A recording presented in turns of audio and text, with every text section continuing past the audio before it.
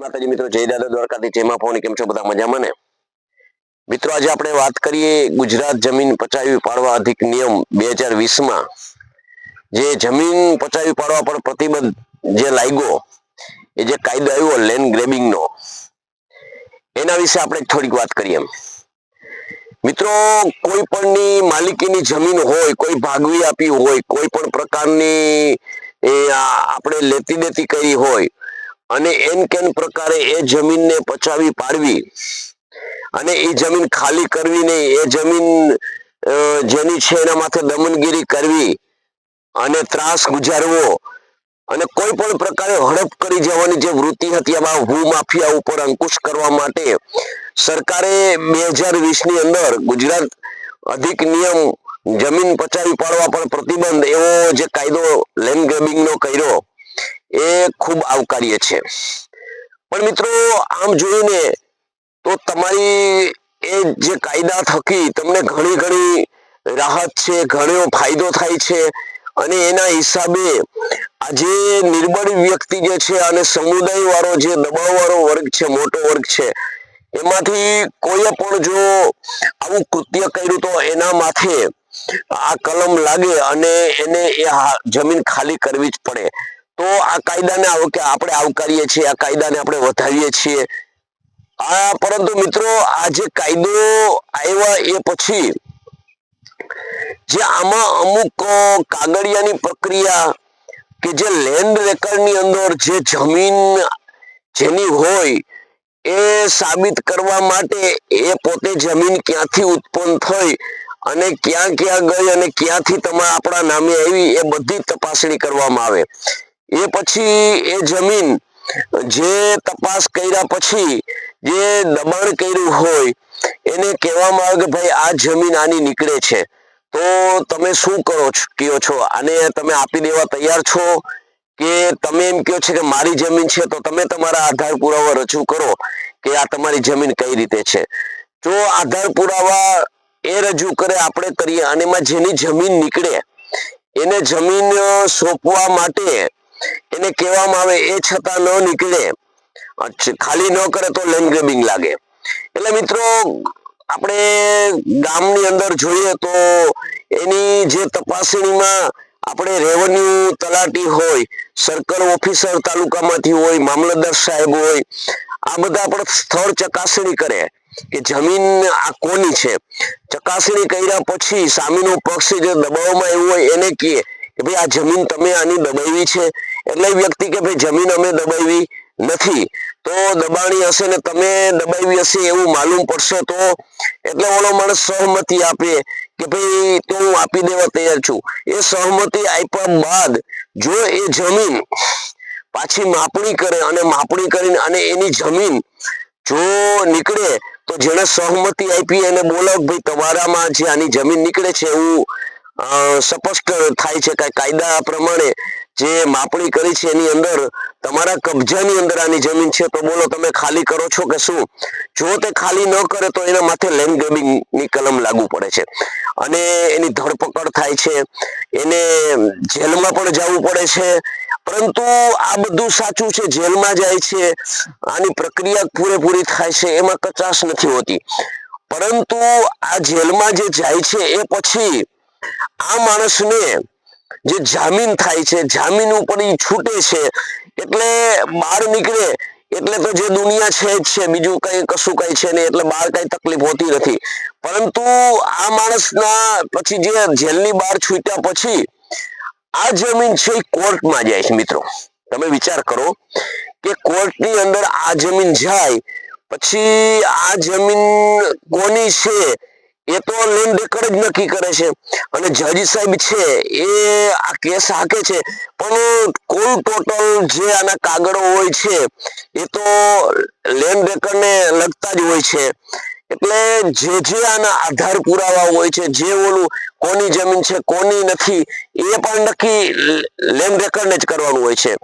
તો મારો કહેવાનો મતલબ એમ કે મિત્રો, જો લેન્ડ રેકર્ડ મુજબ આ જમીન ફલાણાની છે નક્કી જ કરતા હોય અને જજ પણ જજમેન્ટ જ્યારે આપે ત્યારે જમીન આ કોની છે એ નક્કી કરવા માટે લેન્ડ રેકર્ડને મોકલતા હોય, તો તો મિત્રો જેનો વિષય છે એ જે ગામથી તલાટીથી માંડીને અને જિલ્લા કલેક્ટર સુધી જે માણસે નક્કી કર્યું છે કે આ જમીન આની જ છે અને એ માણસે જેને દબાવી છે એના પાસેથી એ જમીનને છોડાવી અને એ જમીન દાબાણ કર્યું છે એવું સાબિત થાય છે અને એને જેલમાં નાખે છે, છતાં આ જમીન છોડાવવા માટે વર્ષો સુધી આમાં રાહ જોવી પડે છે.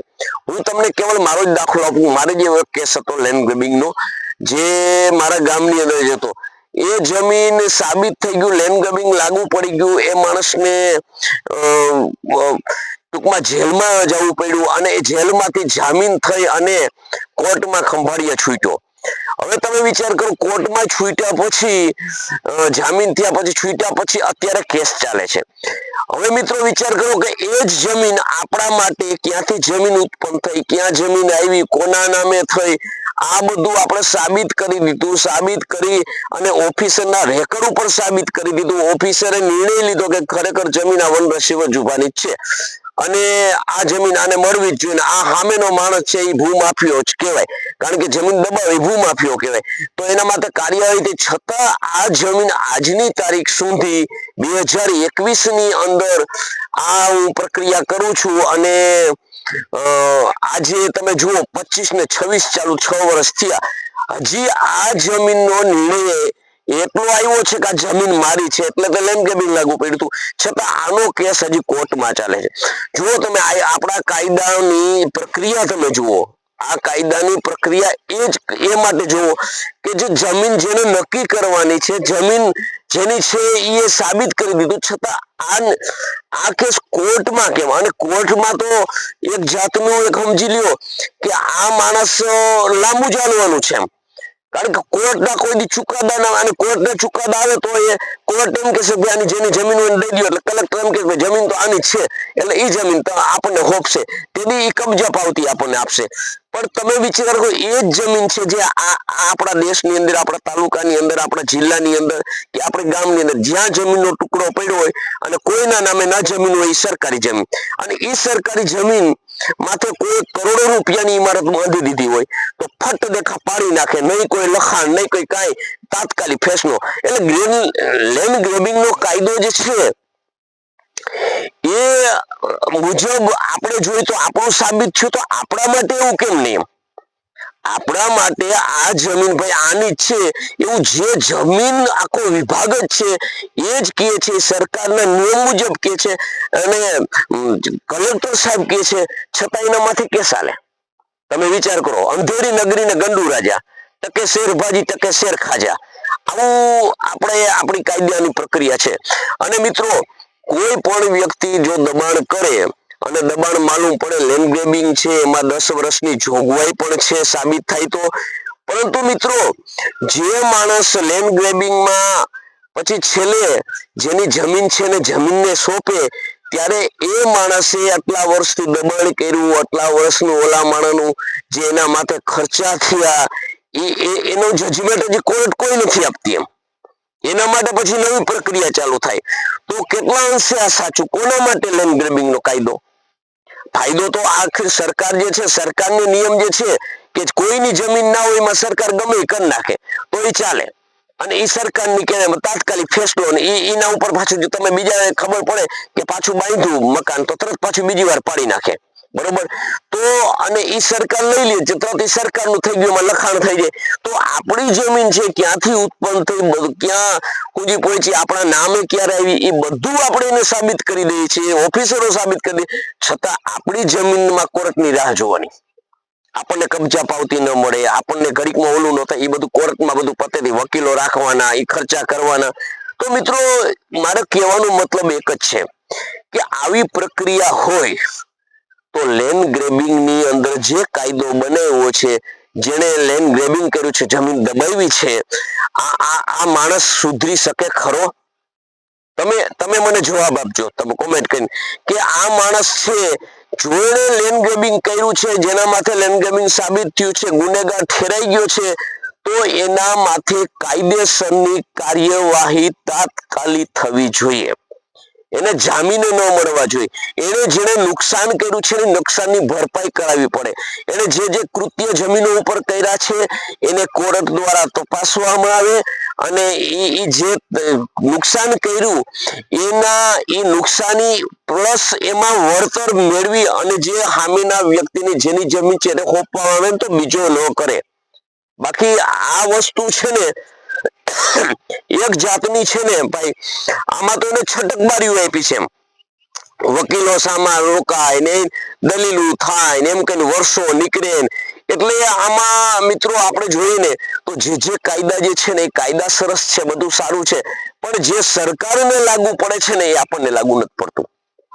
સરકારના માટે આજે આપણે એક શબ્દ વપરાય ને કે કોઈને મર્ડર કરે ગમે આજીવન કેદની સજા આપે તો એમાં આજીવન લખે.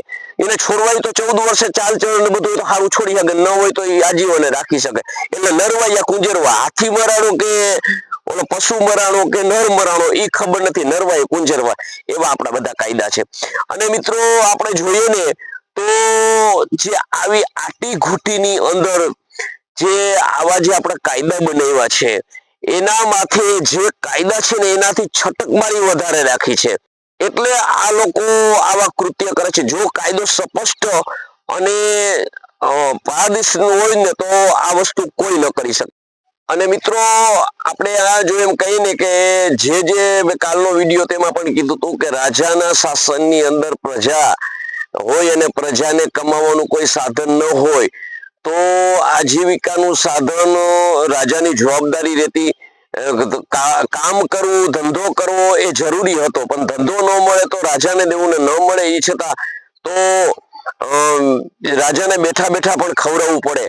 આવા રાજાશાહીની અંદર નિયમ હતા. બીજા નંબરની અંદર કે રહેવાનું, ખાવાનું આ બધી જવાબદારી એની હતી. તો કોઈ પણ સરકારી જમીન હોય એને માટે કોઈ પણ માણસે મકાન બાંધ્યું હોય તો એને એમ પૂછવા માંડે ત્યાં તો કે શા માટે તારા ત્યાં મકાન બાંધ્યું છે, શા માટે તું આ કૃત્ય કરશો, તો એની વાત સાંભળવી જોઈએ. એને વાત સાંભળીને આ તો એમનેમ જે કોઈ પણ જમીન કોઈના નામે ના હોય એ સરકારી જમીન ગણાય અને ગમે ત્યારે ડોઝર માર દો, ગમે પાડી નાખવું. આપણે એવું નથી કહેતા, નિયમ સાચો જ છે, દબાવવું કોઈનું ન જ જોઈ અને સરકારી જમીન, પણ એની વાત સાંભળવી જોઈએ કે જે માણસે આના માથે બાંધ્યું છે ને ખરેખર નિરાધાર માણસ છે તો હવામાં તો નથી રહેવાનું ને, ગમે એને રહેવા તો જમીન તો જોશે ને. આજ હુવા માટે 3x5 ની જગ્યા જોઈ છે આપણે પલંગમાં, તો પછી માણસને રહેવા માટે જો આ ભારત દેશની અંદર જન્મો તો આપણો ભાઈ છે, આપણો નાગરિક છે, આવું સરકારને લક્ષ્યમાં રાખી અને જે જમીન ઉપર એ મકાન બાંધ્યું છે, નાના મકાન આપણે એમ નથી કહેતા ન પાડવું જોઈએ, આવું તો નહીં કરવું જોઈએ, પણ એના પાસે કોઈ આધાર નથી તો એ માણસે બાંધ્યું છે. તો આવા અમુક દાખલા જોવા જોઈએ કે વારસાગત એની ખાતે જમીન નથી તો આ માણસે એટલા માટે સરકારમાં બાંધ્યું છે, તો એ માણસે રાત દિવસ એક કરી મજૂરી કરીને નાનું એવું મકાન બાંધ્યું એને તરત આપણે પાડી નાખીએ. અને એક લેન્ડ ગ્રેબિંગ ની અંદર કે જે જમીન જેની છે એવું પુરવાર કરી દીધું છે, જેને પુરવાર કરવાનું છે, જેને પાસેથી જજને પણ જજમેન્ટ લેવાનું છે કે ભાઈ આ જમીન આની છે, પછી જજ જજમેન્ટ આપે છે. તો આ વસ્તુ એવી છે કે પાણી ક્યાં તે કે ગોરામાં ગોરો, ક્યાં તે કે રસોડામાં રસોડું, ક્યાં તે ઘરમાં ઘર, ક્યાં તે કે ગામમાં ગામ, ક્યાં તે કે ભાઈ તાલુકામાં તાલુકો, કે જિલ્લામાં જિલ્લો, રાજ્યમાં રાજ્યો, દેશમાં દેશ, એશિયા ખંડમાં ને એશિયા ખંડ, ક્યાં તે કે પાણીમાં ને પાણી, ક્યાં તે ગોરામાં. એટલે આવું જે હાલે છે ને એના કરતા જે આપણે આ લેન્ડ ગ્રેબિંગ નો કાયદો છે અને કસૂરવાર ઠેરાણો છે જેને લેન્ડ ગ્રેબિંગ લાગુ જ પડે છે એને ન તો જામીન થવા જોઈએ, ન તો એને છટકબારીથી છટકવા દેવો જોઈએ. લેન્ડ ગ્રેબિંગ લાગુ પડ્યું એટલે સમજી લ્યો કે જે નુકસાની કરી એને ભરપાઈ કરાવવી જોઈએ. તો જ માણસ આગળ લેન્ડ ગ્રેબિંગ નહીં કરે, તો જ માણસ જમીન નહીં પચાવે, તો જ કોઈ માણસને નહીં દબાવે. બાકી આ સિલસિલો ચાલુ રહેવાનો છે. તો મિત્રો મારો આ વિડીયો તમને કેવો લાગ્યો તો કોમેન્ટ કરી જણાવજો, લાઈક કરજો, શેર કરજો, સબસ્ક્રાઈબ કરજો. જય માતાજી, જય દાદા દ્વારકાથી, જય માં ભવાની.